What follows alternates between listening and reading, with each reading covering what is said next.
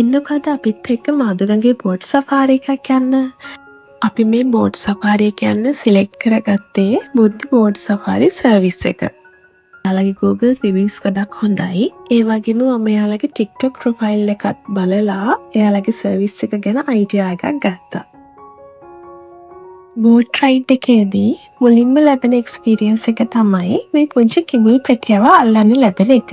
එයාගේ වයස මාස 5ක් වෙන්නේ.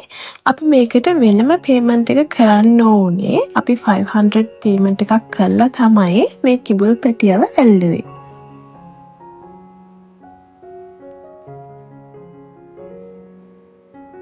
ඊළඟට අපි එක්ස්පීරියන්ස් කරන්න යන්නේ ෆිෂ් තෙරපි. මෙතන එක්කෙනෙකුට 400 ගන්නවා.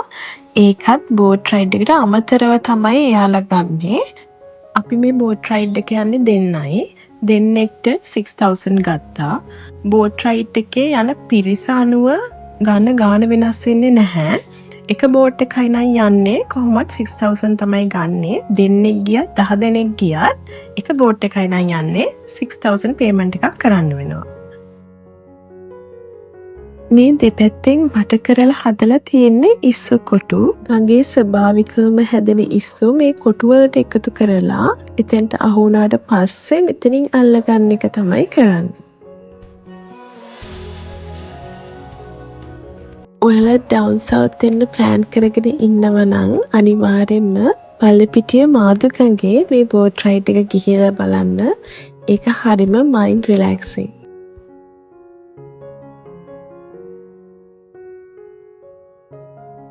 අපි දැන් ඉන්නේ සිනමන් අයිලන්ඩ් එකේ. මෙතනදී යාලා මුලින්ම අපිව සිනමන් ටී එකක් දීලා වෙල්කම් කරනවා.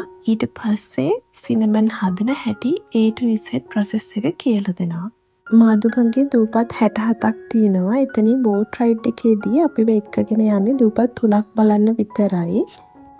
එකක් තමයි අපි දැන් බලපු සිනමන් අයිලන්ඩ් එක.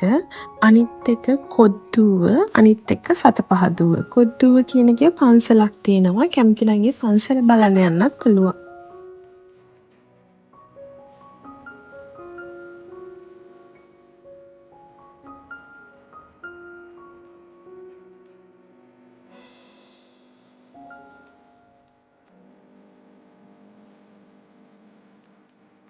කඩොලාන ගස් ඇතුළ හරිම නිශ්ශබ්දයි. ගැඹුර අඩි 3ක් වගේ තමයි තියෙන්නේ. අපේ බෝට් එකේ යන රයිඩර් අපිට මේ වීඩියෝස් ෆොටෝස් ඔක්කොම අරගෙන දෙනවා. එයා හරිම හෙල්ප්ෆුල්. ඒ නිසා මම බුද්ධි බෝට් සෆාරි එක highly recommend කරනවා.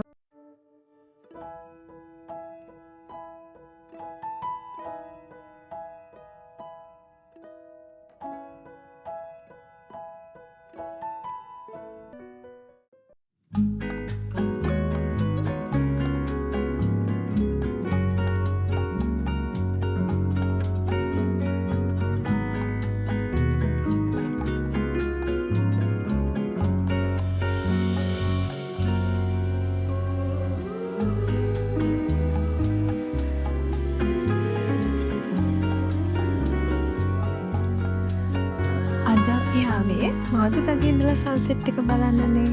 අපි දැන් ටික ටික සන්සෙට් එකට ළඟ වෙන ගමන් තමයි ඉන්නේ.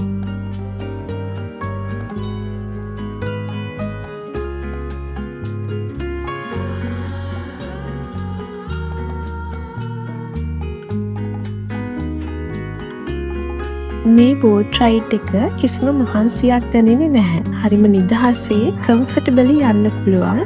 මොකද වාට කරන්න තියෙන්නේ වාඩි වෙලා වටපිට බල බල යන එක විතරයි.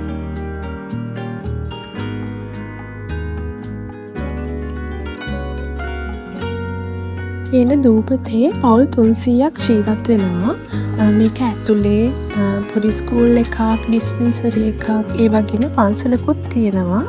මේකට යන්න පුළුවන් අර ඈත පේන පුංචි පාලමෙන්. ඒ පාලමේ මෝටර් බයික් එකක් විතරයි යන්න පුළුවන්. මේ දූපතේ ඉන්න කට්ටියට මොනවා හරි දෙයක් අවශ්‍ය වුණොත් ලොකු දෙයක් කරගන්න බෝට් එකකින් තමයි එයාලා ඔක්කොම ට්‍රාන්ස්පෝර්ට් කරන ඒවා කරන්නේ.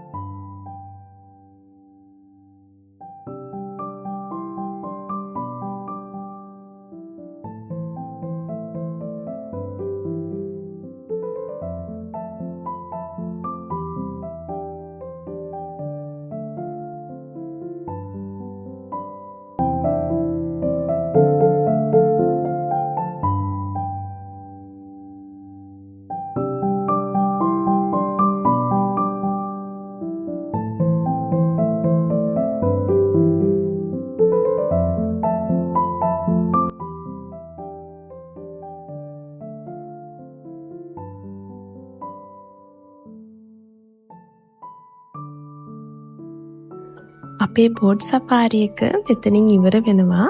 ඔයාලා ඩවුන් සවුත් වෙන්න ප්ලෑන් කරන් ඉන්නවා නම් මාදුගංගේ මේ බෝට් රයිඩ් එක එක්ස්පීරියන්ස් කරලම බලන්න. බුද්ධි බෝට් සෆාරි එක කන්ටැක්ට් කරගත්තොත් ඔයාලට මේ වැඩේ ගොඩක් ලේසි වෙයි. එහෙනම් අදට ගිහින් එන්නම්. අලුත් වීඩියෝ එකකින් ආයෙම හම්බෙමු. Thanks for watching. Goodbye.